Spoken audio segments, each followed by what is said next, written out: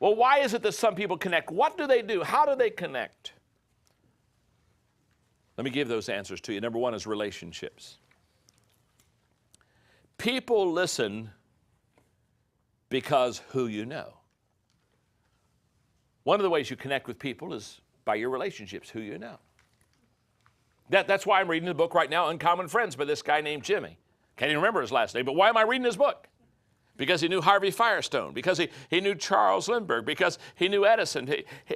He knew Henry Ford. He knew these guys, and I want to read the book because I know he knew them, and I know there will be great stories, like the hearing aid story.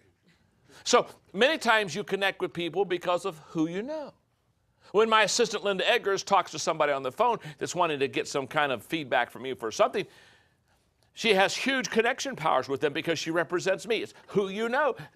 So when you want to connect with people, you ask yourself the question, do I know somebody that they want to know or need to know that gives me a connection with that person? Number two is sacrifice. I think people listen because of what you've suffered or what you've gone through. The two missionaries from Afghanistan, huge listening audience right now because of what they've endured. Mother Teresa could come to the White House and speak about the sanctity of life and the value of people. No one dared say a word because of what she had endured. Thirdly is insight. People listen because of what you know. Think about it. Think about probably the two most quoted Americans ever. I think the two most quoted Americans ever is Benjamin Franklin and Mark Twain. Isn't that true? We just say, Mark Twain said. In fact, I was doing an international conference last year on leadership, and I was doing a Mark Twain quote, and all of a sudden I stopped and I said, let me just give you something cultural about America. I said, in America, if we really want people to listen, we say, Benjamin Franklin said. or Mark Twain said. Everybody said, oh, here, take notes. Mark said this. Oh, yes. It's kind of like, it's right. What did they do on Wall Street? They all listen when Alan Greenspan speaks. Oh, man. How's the economy? It's what you know. You connect by who you know. You connect by what you've gone through as far as suffering. You connect by what you know. Number four, experience. People listen because what you have achieved.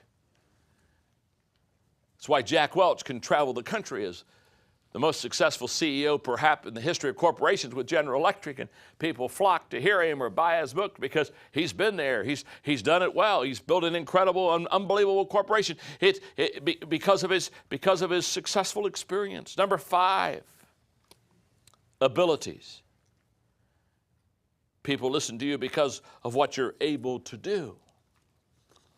That's why Michael Jordan does commercials. Huh? Now, we listen to him because he can play basketball. He may not know anything about the commercial, what he's representing. But because we identify with what he can do so well, we just say, oh, yes, Michael, what else should we buy? Number six is intuition. People listen because of what you sense. Intuitive leaders and inventors, people like Thomas Edison, people like Bill Gates, people know they're on the edge and that they kind of have a sense of what's around the corner, and people want to listen to them. They connect by that. Number seven is character. People listen to you because of your integrity, your character, what you've stood for. It was my privilege this year to go to Asheville at the Cove and speak for the 40th anniversary of Billy Graham starting his radio ministry in Asheville, and it was probably the highlight of my year to go there and do the message honoring him and giving tribute to him as a leader. Whoa. It's not hard to do that because he's lived a life of integrity for so many years. I mean, at this stage of his life, whatever he says, we just say yes. Take me. I surrender. Integrity over the years. Character. Number eight is humility. People listen because of your heart. They begin to sense that your heart is humble and you want to serve people. Number nine is relevance. People listen to you because you identify with their needs.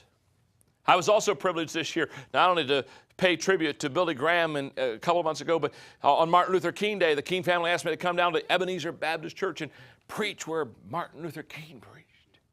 Oh, man. I thought it doesn't get better than this. And I paid tribute to him as a leader. And I talked about the fact that he was a leader by influence. He didn't have any position. He didn't have any title. He didn't have any lofty place of which to wield any power or influence. But he walked down with common man, and he saw the horrible, horrible injustice and he empathized with him, and he voiced what they felt. He was a true leader of influence. In fact, I thought, good night, I did Martin Luther King, I did Billy Graham. Doesn't get any better than that. Take me home, God, take me home. Number 10 is convictions. People listen to you because of your passion. That's why they listened to Winston Churchill during the World War II in England, as he constantly gave them hope in the darkest hour of that country's history. He had such passion and conviction that they were right and that they would succeed and they would be victorious in battle. On your own, not now, but on your own, do the evaluation. Why do you listen to people? Why do people listen to you?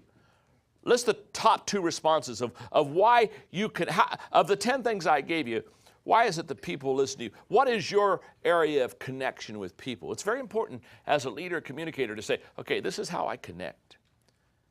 How do you connect with people? Just let me give you 3 quick thoughts. Number 1, go to their world.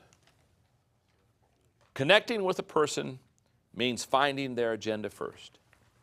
Number 2, communicate from the heart.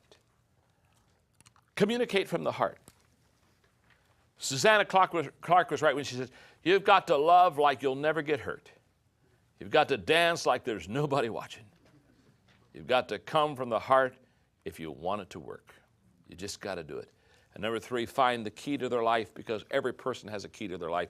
And when you find it, ask permission to turn it on, and then turn it with integrity.